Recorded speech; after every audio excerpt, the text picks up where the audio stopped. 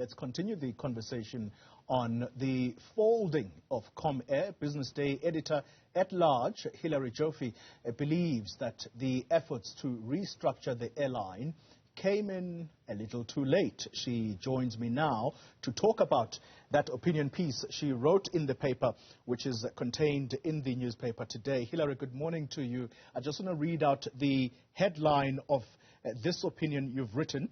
And you say how high-flying business rescue plan sank once successful Comair.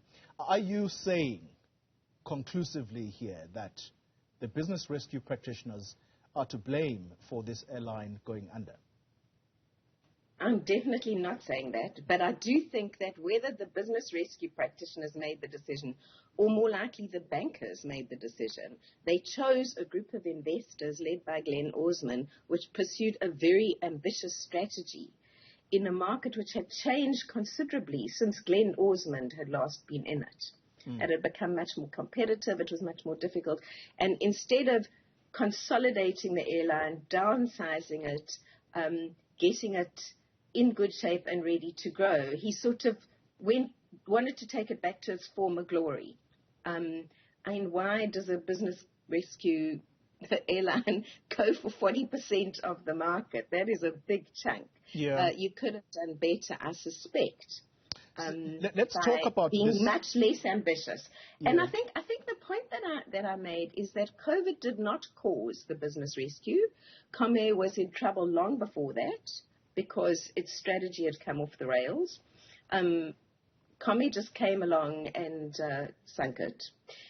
I'm sorry, COVID came along and sunk it. And COVID didn't cause the failure of the business rescue either. I think with a different strategy, arguably, they could have pulled it off.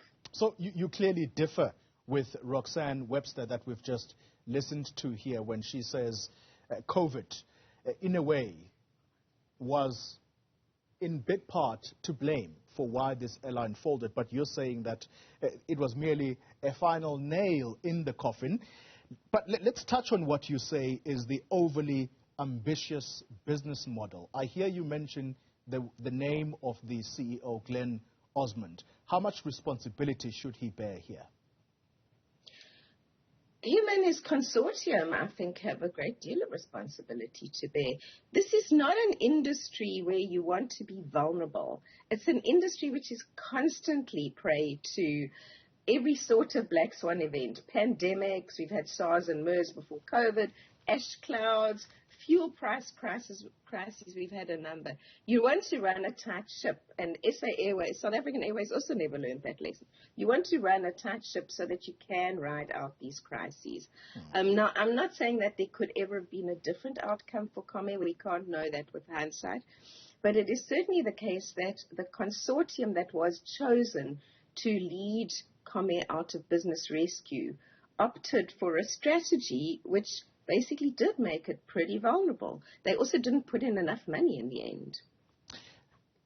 Did I hear you correctly, Hilary, when you say that Glenn Osmond and the choice of investors he put forward is in part exactly why this airline finds itself where it is today? If I am hearing you correctly about that, then surely the business rescue practitioners also have to shoulder some responsibility. Why would they want to listen to Glenn Osmond and the choice of investors he wanted? That is a very interesting question you raise about who calls the shots in business rescue, because in theory the business rescue practitioners are in charge. But their objective is to get the company solvent again, and get the creditors and a better return than they would have got otherwise. Usually, if they can do that, that's where their responsibility ends.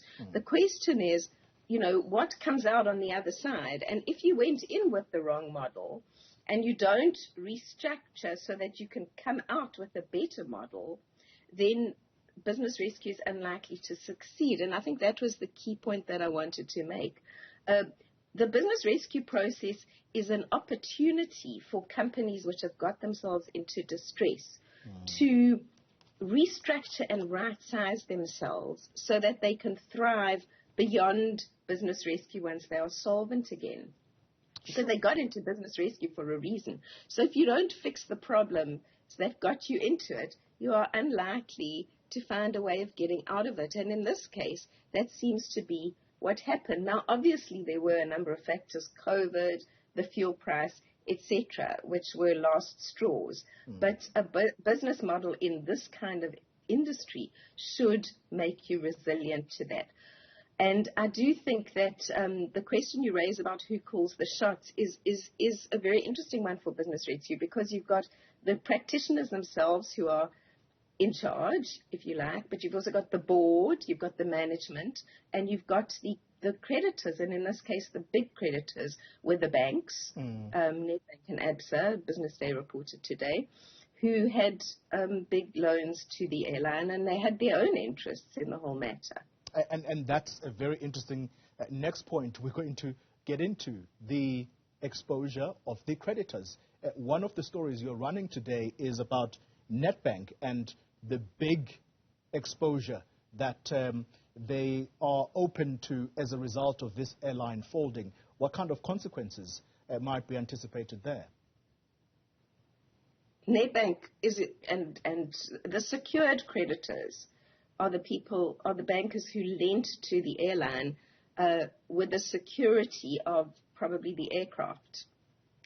So when we reported earlier in the week that the aircraft were going to be solved for 3.5 billion rand, that money is going to go to the lenders who lent on the security of the assets, being the aircraft. So they are going to probably come out of this okay. I'm not sure anybody else is. And it is really a sad story. I mean, this was an airline which had a really good business model for 70 years, came off the rails by sort of changing its strategy, and didn't, I think, take sufficient advantage of the kind of opportunity that business rescue gives you to find a new business model that would have worked in this market, or at least could have worked. We don't know the counterfactual, if you like. Hilary Joffe, thank you very much for your insights on this matter. She is a Business Day editor at large.